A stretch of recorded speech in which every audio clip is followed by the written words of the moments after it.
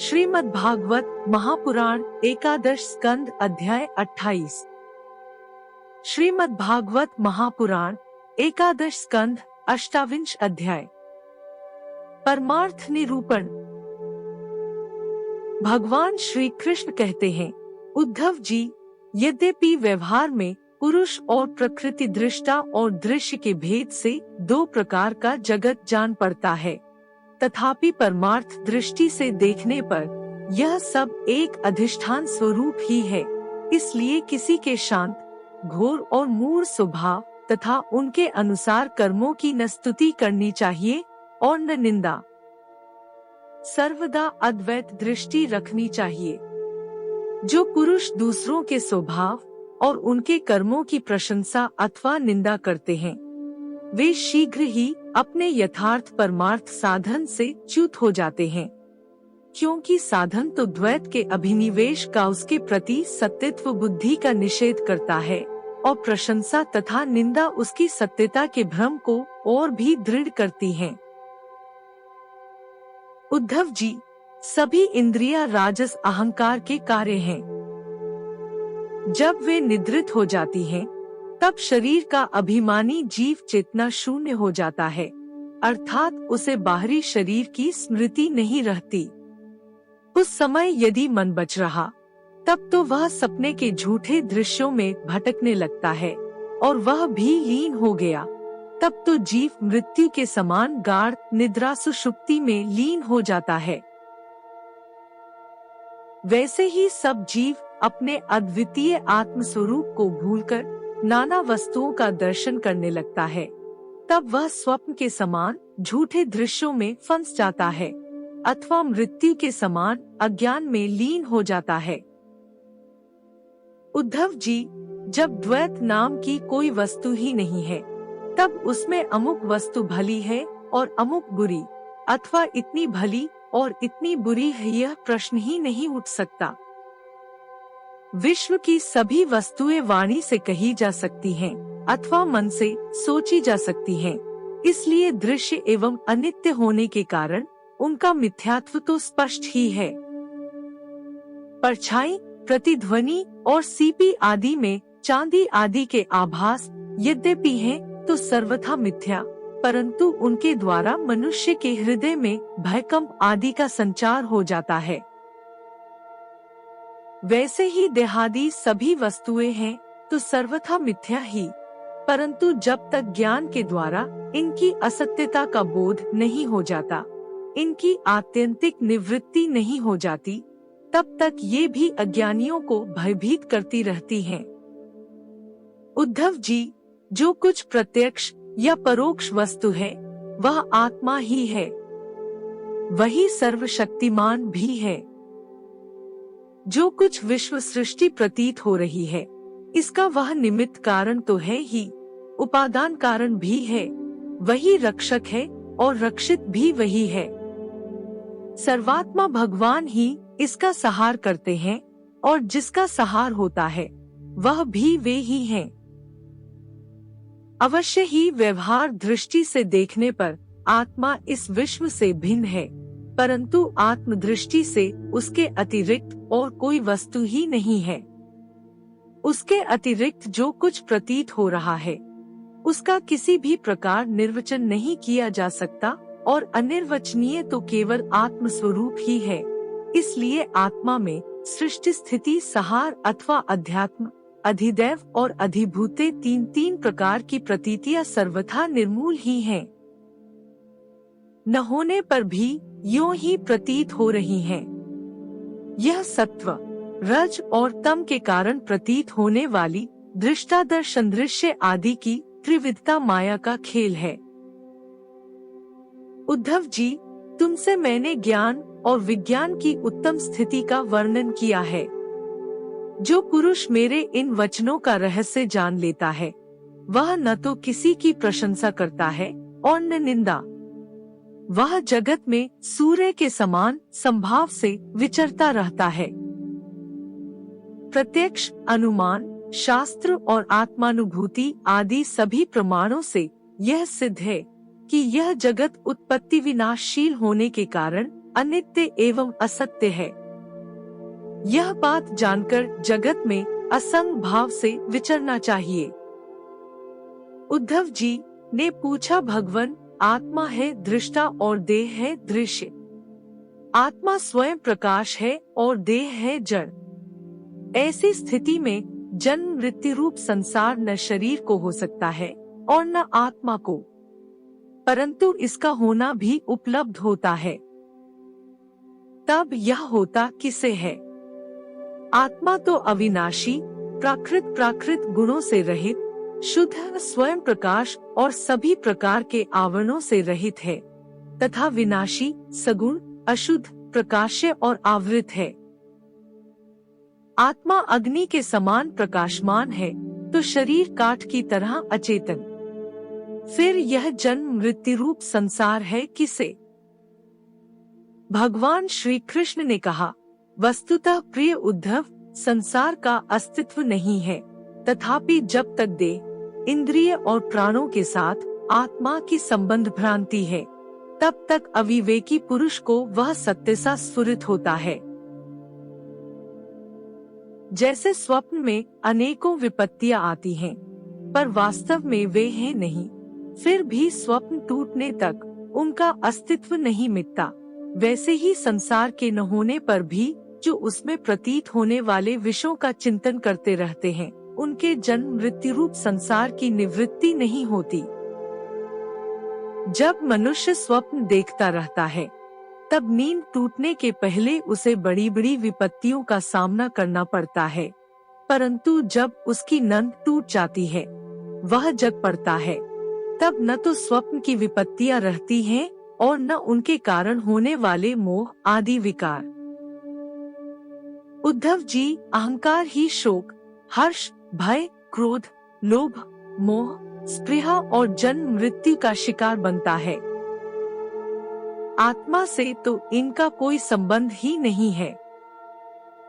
उद्धव जी, देह, इंद्रिय, प्राण और मन में स्थित आत्मा ही जब उनका अभिमान कर बैठता है, उन्हें अपना स्वरूप मान लेता है, तब उसका नाम जीव हो जाता है। उस सूक्ष्माति सूक्ष्म आत्मा की मूर्ति है गुण और कर्मों का बना हुआ लिंग शरीर। उसे ही कहीं सूत्रात्मा कहा जाता है और कहीं महत्तत्व। उसके और भी बहुत से नाम हैं। वही कालरूप परमेश्वर के अधीन होकर जन्म मृत्यु रूप संसार में इधर उधर भटकता रहता है।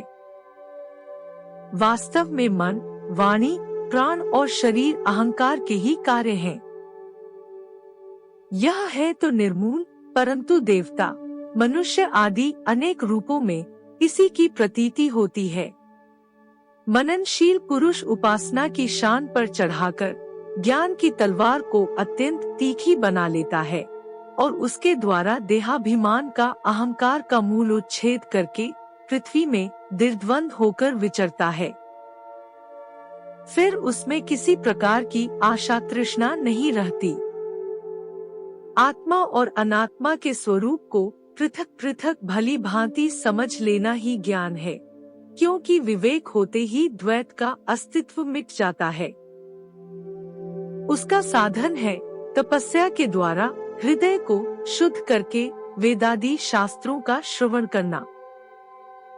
इनके अतिरिक्त श्रवणानुकूल युक्तियाँ, महापुरुषों के उपदेश और इन दोनों से अविरुद्ध स्वानुभूति भी प्रमाण है। सबका सार यही निकलता है कि इस संसार के आदि में जो था तथा अंत में जो रहेगा, जो इसका मूल कारण और प्रकाशक है, वही अद्वितीय उपाधि शून्य परमात्मा बीच में भी है। उसके अतिरिक्त और कोई वस्तु नहीं है।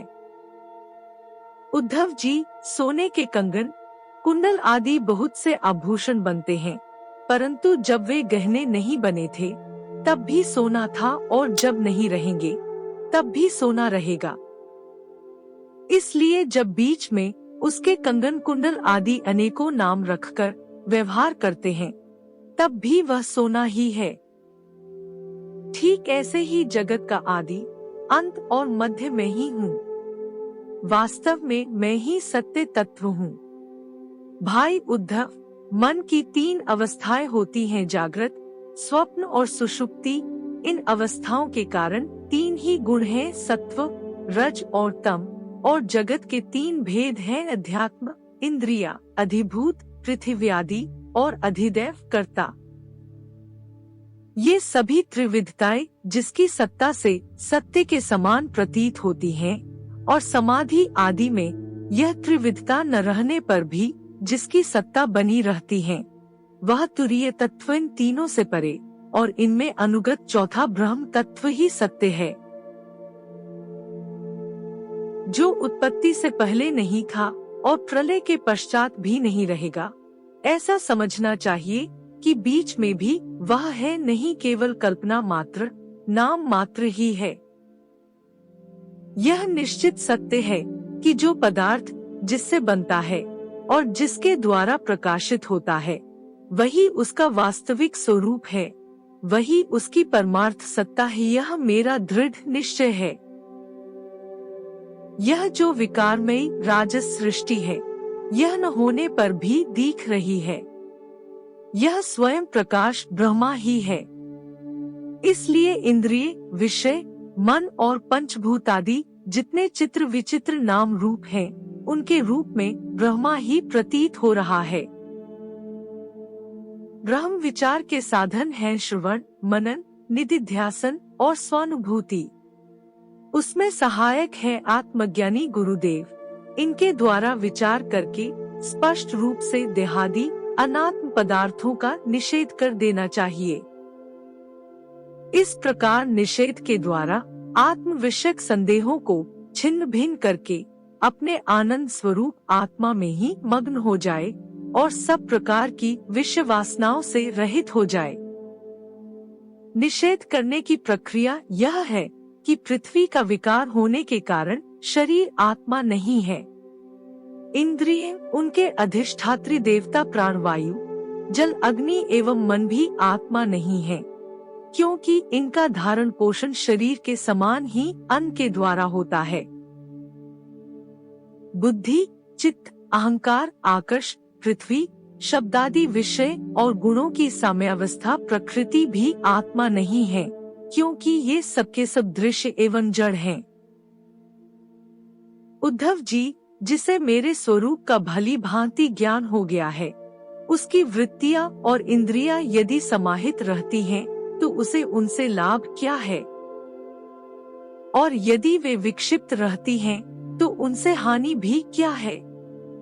क्योंकि अंतःकरण और बाह्यकरण सभी गुणमय हैं और आत्मा से इनका कोई संबंध नहीं है।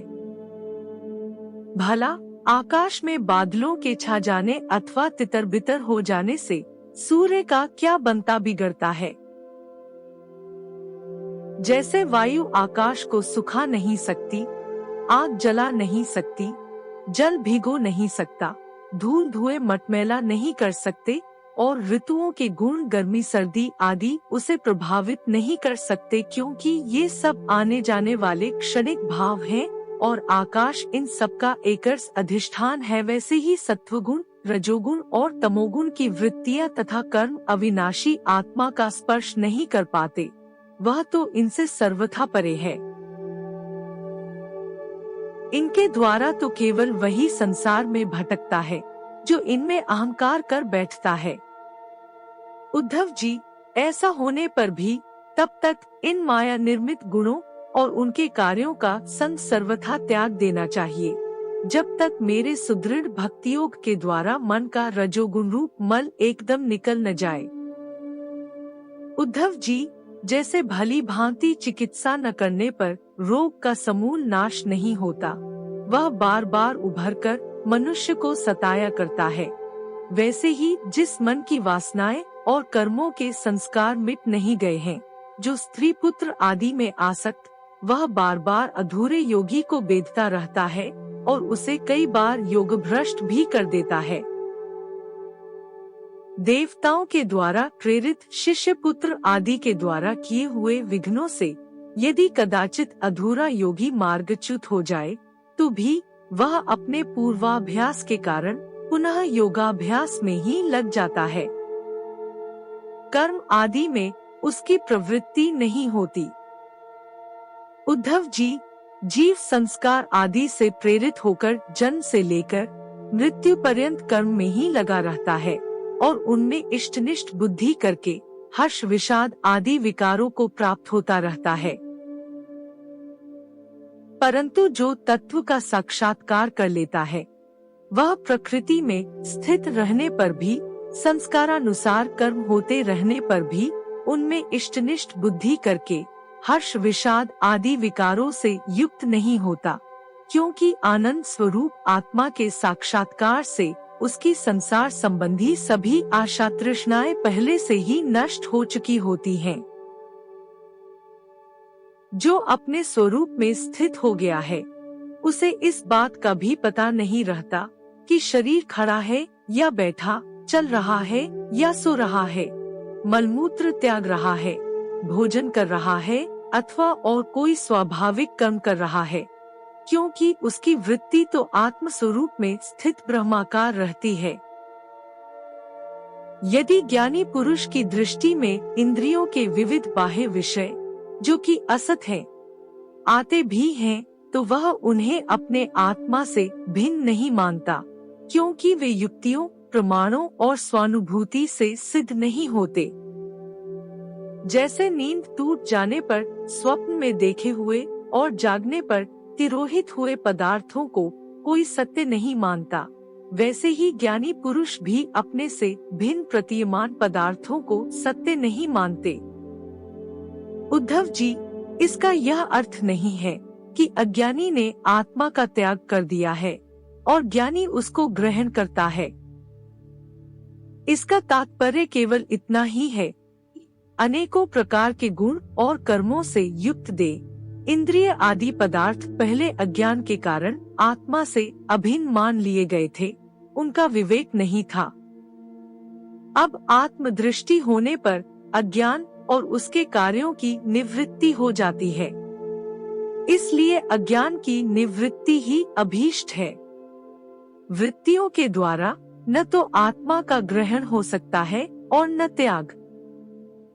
जैसे सूर्य उदय होकर मनुष्यों के नेत्रों के सामने से अंधकार का पर्दा हटा देते हैं, किसी नई वस्तु का निर्माण नहीं करते, वैसे ही मेरे स्वरूप का दृढ़ अप्रोक्ष ज्ञान पुरुष के बुद्धिगत अज्ञान का आवरण नष्ट कर देता है।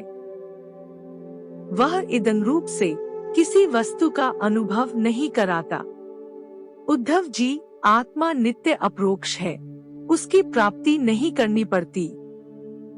वह स्वयं प्रकाश है, उसमें अज्ञान आदि किसी प्रकार के विकार नहीं है।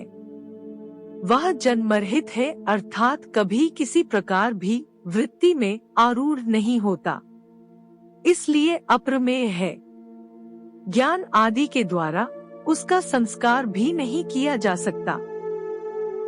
आत्मा में देश, काल और वस्तुकृत परिच्छेद न होने के कारण अस्तित्व, वृद्धि, परिवर्तन, ह्रास और विनाश उसका स्पर्श भी नहीं कर सकते।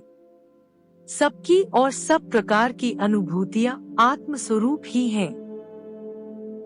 जब मन और वाणी आत्मा को अपना अविषय समझकर निवृत्त हो जाते हैं, तब वही सजातीय, विजातीय और स्वगत भेद से शून्य एक अद्वितीय रह जाता है। व्यवहार दृष्टि से उसके स्वरूप का वाणी और प्राण आदि के प्रवर्तक के रूप में निरूपण किया जाता है। उद्धव जी, अद्वितीय आत्म तत्व में अर्थहीन नामों के द्वारा विविधता मान लेना ही मन का भ्रम है, अज्ञान है। सचमुच यह बहुत बड़ा मोह है, क्योंकि अपने आत्मा के अतिरिक्त उस भ्रम का भी और कोई अधिष्ठान नहीं है।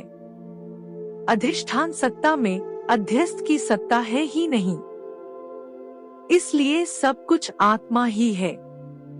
बहुत से पंडिताभिमानी लोग ऐसा कहते हैं कि यह पांच भौतिक द्वैत विभिन्न नामों और रूपों के रूप में इंद्रियों के द्वारा ग्रहण किया जाता है, इसलिए सत्य है।